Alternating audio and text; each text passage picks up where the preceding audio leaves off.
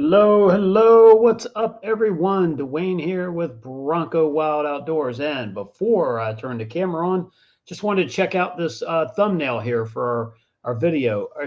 It's the very first, and I know you can't see me, by the way. This is a very first for us.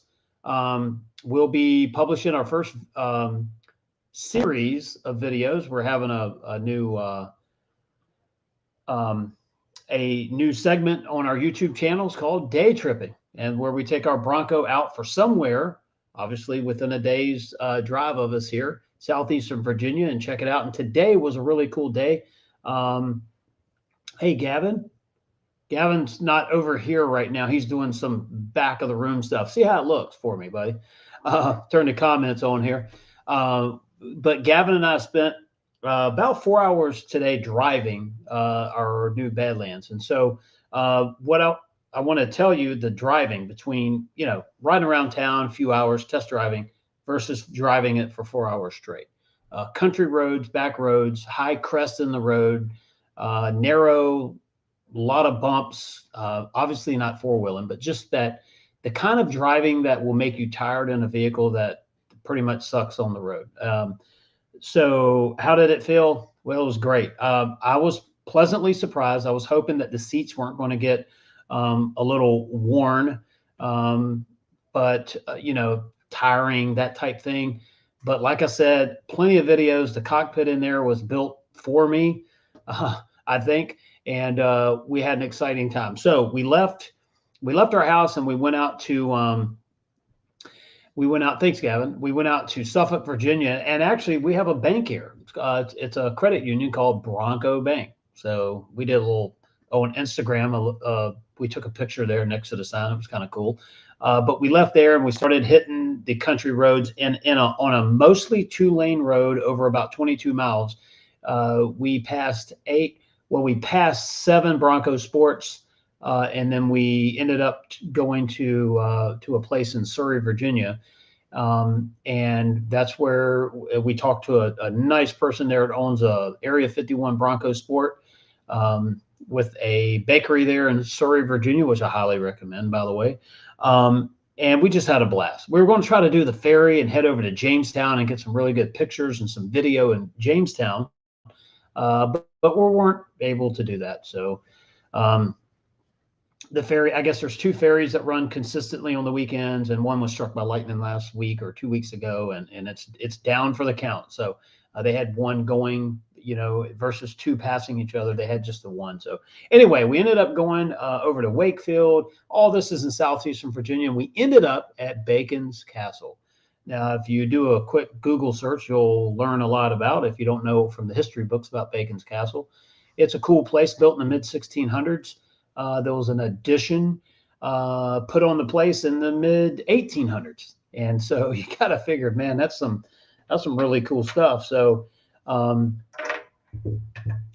man, the audio. Did you hear me on the audio over there? Yeah. We were on mute. Huh. We were on mute.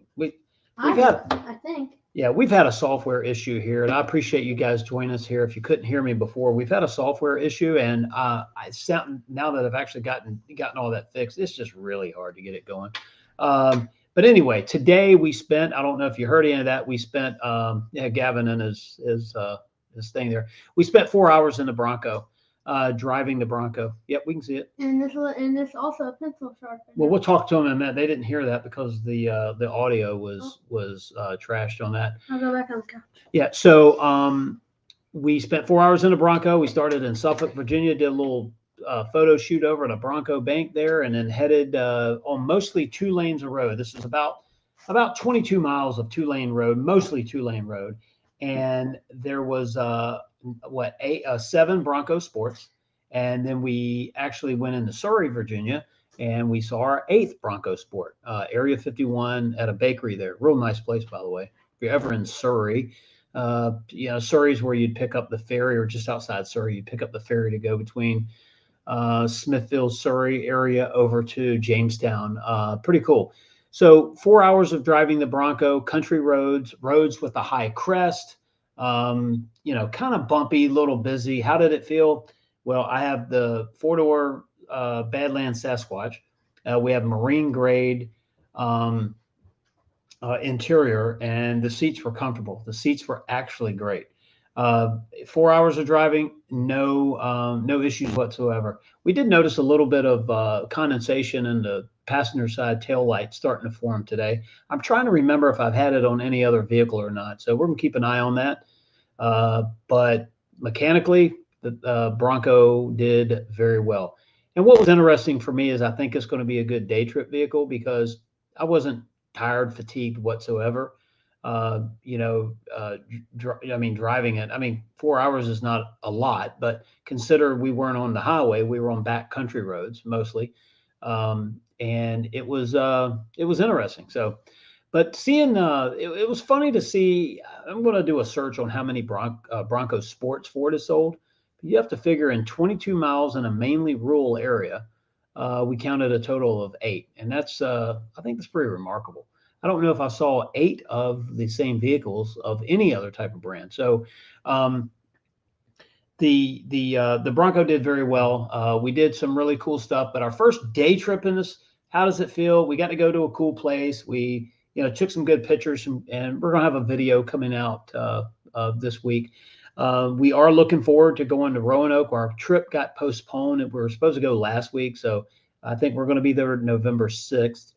After that, we should have the mileage on the Bronco that I want, and we should have all the videos of underneath that we need to do before we start getting it really dirty. So our first trip will be to the Outer Banks. I'm pretty certain that'll be our first trip to the Outer Banks, and we'll do some fun stuff down there. And then it looks like we'll be headed back up to the Roanoke area, maybe a little further north, and do some four wheeling up in Shenandoah. So I have to tell you that today trip in the Bronco was interesting. The ride was good. It was comfortable. It was fun. There's never a shortage of people that want to talk to you about it. So literally everywhere we stopped was a conversation about it. Um, and I was really concerned because when you drive these at Bronco off rodeo or you're down in Tennessee, you're off road, you're bouncing around, so you expect some level of fatigue there. Well, I mean, honestly, I didn't get it in Texas, but I figured my adrenaline was pumping. I mean, this stuff is cool. I was either looking at the sky or looking down in a ravine or sideways or slipping on a rock. So, your adrenaline's pumping. So that's probably not a good place to do it. And Tennessee's the same way. You're flying through these trails. There's trees next to you. There again, the adrenaline's going. It's new. But today was the perfect example of driving it for 4 hours or roughly, 4.5 hours, and in the real world. And I have to tell you that it was fun. The entire drive was fun. The new hasn't worn off, and it's very interesting. And it's the most popular vehicle that I've ever driven based on the average person just coming up and giving you comments on it. So I've had GT 500s, which, car people like it. But yeah, so it's universally the most I don't know if it's admired yet, but it's the most talked about, the most interesting vehicle for, like I said, the average. What's the average? People that are car enthusiasts, off-road enthusiasts, and then also people that just like new cars, or newer models and stuff. So anyway, all right, the Blue O Tato. Can you speak of the experience around reserving and then ordering your Bronco at your dealership? At your dealer. Any advice for someone who are now waiting? Yes. So thanks for the question. That's a really good question. So I'm a day one reservation holder. I reserved 2 Broncos. Technically, the first one is day one. The second one was day 2 because it was after midnight when I was finally able to get through the website. And I ordered what you would call all the deadly sins, Sasquatch 2.7 tow, Lux, marine grade, and hardtop. And so as the year went on and the questions about when, were we going to ever get a build date, and every Thursday that went by and I didn't receive a build date, Ford had a couple of people with the Bronco team on Bronco Nation, and they said if you didn't have a VIN number that day, or by then, that if you were holding out for a hardtop, you would be a 22. So this was, I think, in August. We switched to a soft top, And a week later, I got a build date, and 3 weeks later, the Bronco was built. And it took 10 days, give or take, to get from that to my dealer. And so, first of all, my dealer was excellent to work with. They promised in the beginning. When I did the reservation, it put me into a dealer that's closest, physically closest to me, geographically, but I wanted to deal with this other dealer. So maybe 3, 4 weeks into it, I changed the dealership. So my reservation was transferred to the dealer that I wanted to deal with. They did a great job. We had a great conversation in the beginning. I knew exactly what to expect. They knew what I wanted. When the time came and the Bronco showed up, I paid what I agreed to, MSRP. The deal took us like 20 minutes to do the paperwork, and a few minutes of that was small talk. So we were able to do the paperwork, drove the Bronco away, and everything has been excellent. There was only one hiccup on the order, and which is my fault because I should have caught it. Somewhere between going from a hard top to a soft top, and I also at the same time removed the tow package, but then over that weekend decided to add it back in. So there was a little bit of changes there. The door bags that I ordered with the Bronco were dropped off the list. Don't know how it happened, dropped off the order. No big deal. I used some of my Ford Pass points to secure the doors or the door bags, and I have them in the Bronco now. So the thing was, and I didn't like the lack of communication. So if I'd have known early on, if I'd have just simply went from a hard top to a soft top, that I would most likely get my Bronco. Because here's the thing: the Bronco the mannequins for the dealers were showing up with all the stuff I was told was in short supply, and I couldn't believe that we would be promoting, or that they would be promoting the Broncos with the stuff that then you couldn't have. That's kind of like a tease, right? So I decided early on that I believe that the main issue was the top, and that was the main issue. Now I could be wrong. Maybe, I mean, the supply chain's tightened up a lot everywhere for anything right now. So who knows what's being shorted now? But at the time, I felt like if I'd just stuck, and I did, I stuck to every single thing else except the hardtop. It seemed that we got our order and it was right away. The problem that I had was just, and I reached out to a lot of people that I was hoping could find out. Just tell me what I need to modify my order to get it. And there was a few things that I wanted. I wanted the 2.7, and that was non-negotiable. I wanted Sasquatch, that was non-negotiable. If I was told I could get a high the next week, high package versus a Lux, then I would have went with the high package. But anyway, as it turns out, we got our Bronco about 3 weeks ago. And so that whole ordering process was interesting. It was a little nerve wracking, but now that I have it, I'm able to book in that experience and talk about it. That would be my only complaint, is I just didn't know enough concrete information that would have helped me make a decision to get my Bronco sooner, or at least to know when to expect it. So very happy with the Bronco now. The Area 51 was a color that I wanted initially and then backed away from it and didn't know, and I was wishy-washy about it. Absolutely love it. I'm glad I didn't pick another color. So, and I mean, if you give me a Bronco, I'd take any color, and I'd be very happy with that. But the Area 51 was perfect for me.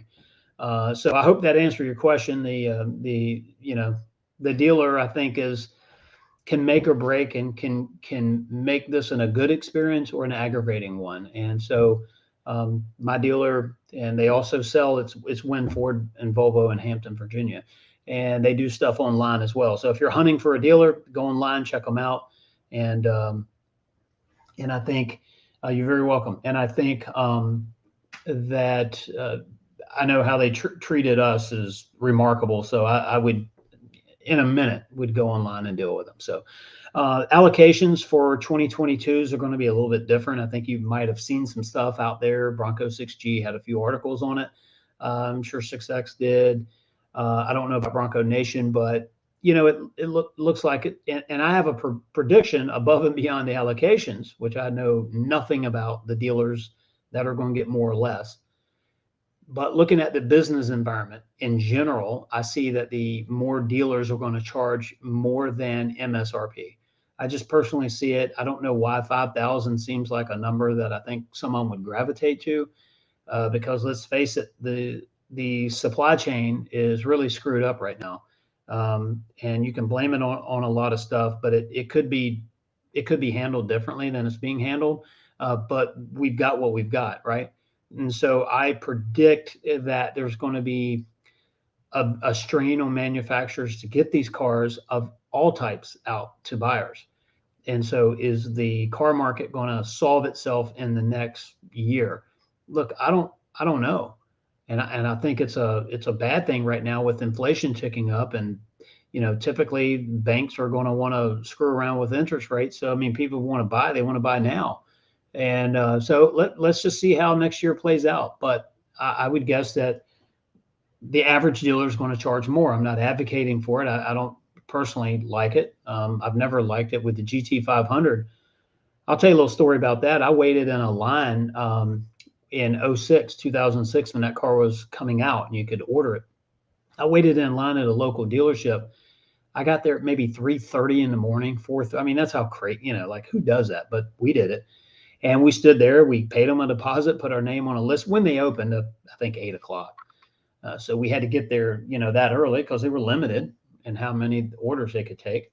Hey, All Terrain Nation, hello, what's going on? And I waited in that line like somebody with no sense would have, and put my name on the list, gave a deposit, and I think it was 2 months later I had another dealership where we had all of our fleet vehicles taken care of. The service manager called me and said, "Hey, we had a Bronco.